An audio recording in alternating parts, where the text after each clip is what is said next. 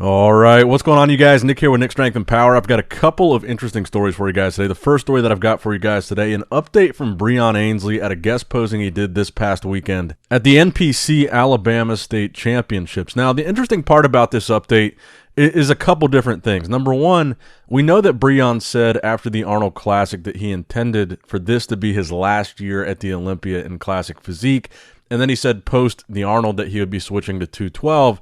And originally we had heard that he was going to be doing the Tampa Pro, which obviously is already passed. And I believe he was going to do Classic there and not 212, even though he's already qualified for the 212 Olympia. Then I had heard that he was going to be doing the Arnold Classic UK in Classic Physique, which is less than 4 weeks away now. So that's the interesting part about this update to me, is that obviously he's not 4 weeks out from a show in this update.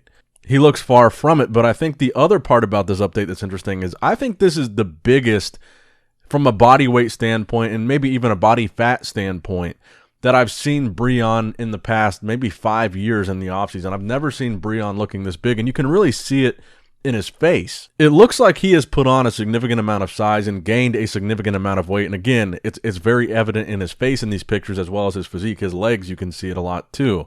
So it kind of makes me wonder if we are still going to see Breon on a Classic Physique stage at all this year, or if he's now focused on putting on size to make that switch back to 212. And I say back to 212 because I think a lot of people might not realize that that is where Breon started out, was competing as a 212 competitor. So I'd be kind of curious to know what Breon's body weight is here. And the fact that he looks bigger than he's ever looked to me in the offseason might suggest to me that maybe he's not doing the Classic Physique Olympia. He hasn't done the past couple of shows that I've heard he was going to do. It doesn't look like he's going to be doing the Arnold Classic UK. I guess he hasn't officially said that he's not. But if it was already hard for Breon to make weight, and that was like the main reason why he said he was going to be switching out of Classic, is because the weight limit was just too hard to meet, maybe he's not doing the Classic Physique Olympia this year. I think looking at this post, it could be a possibility. Now, next up in the news, we've got the NPC North American Championships going on. And thank God they've got Gilco Productions doing the video for this show. I think he is the best videographer in the game when it comes to bodybuilding. He's got like the most HD clear footage, and his footage is just awesome. So he's got this footage of one guy that a lot of people were excited to see on stage, and that would be JujiMufu, John Call. So this is JujiMufu at the NPC North American Championships competing as a super heavyweight. A lot of people were very critical in the comments of this post of how Juji was looking, especially compared to how he looked the last time that we saw him on stage. And I really like JujiMufu, so I don't want to be overly critical here, but I did notice pretty immediately the same things that I'm seeing in the comments of this post. The first thing that jumped out to me was really his chest. His chest looked really off to me, and I don't know if he injured it, if he had like a minor pec tear or something, but the definition just wasn't, it just looked weird in his chest. It looked very watery. It looked very kind of blurry, and I thought Fernando Arroyo, he did a really good comparison shot where you can see kind of the difference that I'm talking about in his chest specifically. It just doesn't look the same. Something looks off, and again, I don't know if there's an injury there, but that was the first thing I noticed. And then the second thing that I noticed, and I saw a lot of comments about this as well, was the legs. And you can see the outer sweep of his quads looks really kind of swollen, and again, kind of that blurry look compared to the inner sweep. And I think if you look at Fernando Arroyo's comparison with the legs as well, you can see what we're talking about. In the before shots, you can see the definition in his quads is pretty consistent all throughout. And then in this shot, it looks like in that particular outer sweep, it looks kind of puffy and blurry, and a lot of people in the comments were saying it was from injecting there. Again, I don't know enough about that kind of thing to really make a comment on that. But it could be, and I think overall his conditioning was a little bit off compared to how we've seen him before. I don't think this was a peaked version of JujiMufu. I would say this was an off version of him, and I wouldn't expect to be seeing him earn a pro card here at North Americans. Unfortunately, that's just my honest analysis of how he's looking, and I think that we're probably going to see a statement from him in a YouTube video explaining why he looked the way he looked.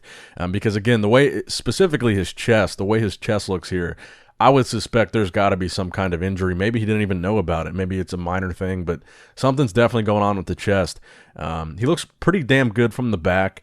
I did also notice that his posing looked a little bit shaky here. I don't know if that was maybe another, a side effect of the injury, and maybe he could have an injury in his legs as well. But for a guy that is kind of known for his calisthenics, I guess you would call it, his acrobatic activities, I didn't think posing would really be an issue, but he looked like he was shaky in some of these poses.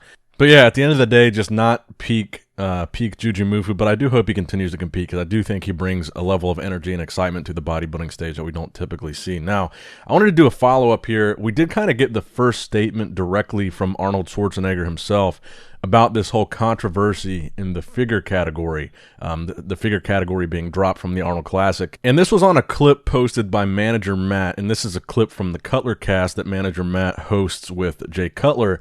And in this clip, he's talking about the money that the Arnold Classic lost, $4 million. And that was due to a number of economic factors, including the coronavirus and the expo being canceled and all that stuff that happened. He says, where would we be without Arnold? He lost millions of dollars 2 years ago. Basically talking about the financial implication of still hosting all these divisions that might not have a huge ROI. And in the full Cutler cast outside of this clip, he made a lot of good points, including, you know, every other promoter is not held to the same standard that people are holding Arnold. Every other promoter picks and chooses which divisions they host. In fact, there's some shows that are only one division or only two divisions or only a master's category, depending on what that promoter wants to do. So we've seen a lot of different comments on this, and we saw Brian Powers' comment, his initial comment about why they dropped it, about the depth of field. A lot of people disagreed with that statement, including myself. I don't think it was a great reason. I just think the statement and the reasoning could have been better, and I even told Brian that myself. But Schwarzenegger's comment says, "Thank you for the kind words. It was an easy choice. I tell people the most important thing you can learn is the difference between spending and investing. Spending is a loss, but I consider the past few years an investment in the sport of bodybuilding and our fitness crusade. I also know it was a tough time for a lot of people financially, and the athletes needed that prize money more than I did." So that was the first time that we've seen Arnold directly respond to anything even involving this figure competition being dropped. And both figure and physique have been dropped. 212 has been dropped, but that was kind of before the Brian Powers era. And female bodybuilding was dropped way before Brian Powers was the executive director of the Arnold Classic. So the debate continues to rage on, and I just think that if the reason was financial, a lot more people would have been understanding of that decision compared to the lack of depth in the division. Because again, I mean, these shows are a business. The promoters are in a business of making money from the show. And we got to remember that Arnold paid for the prize money out of pocket the years where he was losing money. And another good point that Matt made in that Cutler cast was the Arnold Classic itself doesn't really make money. The bodybuilding competition itself does not pay for necessarily all the prize money that's given away at the show, all the logistics of putting on the show. It's the expo that pays for the Arnold Classic. The Arnold Classic being the competition itself. So like when people brought up that they had slap fighting, but not figure, it's not necessarily true. Slap fighting was a part of the expo. It was not part of the Arnold Classic competition. And another good point that Matt made is that slap fighting made more than the competition itself in terms of overall views, sponsors, and exposure and all that sort of thing than the actual Arnold Classic competition. So it's interesting that they had slap fighting, but again, I think it's an important distinction that was part of the expo. They have all kinds of stuff at the expo that's not related to bodybuilding. The bodybuilding competition is a whole separate thing from the expo. So let me know where you stand on the big figure debate in the comment section down below.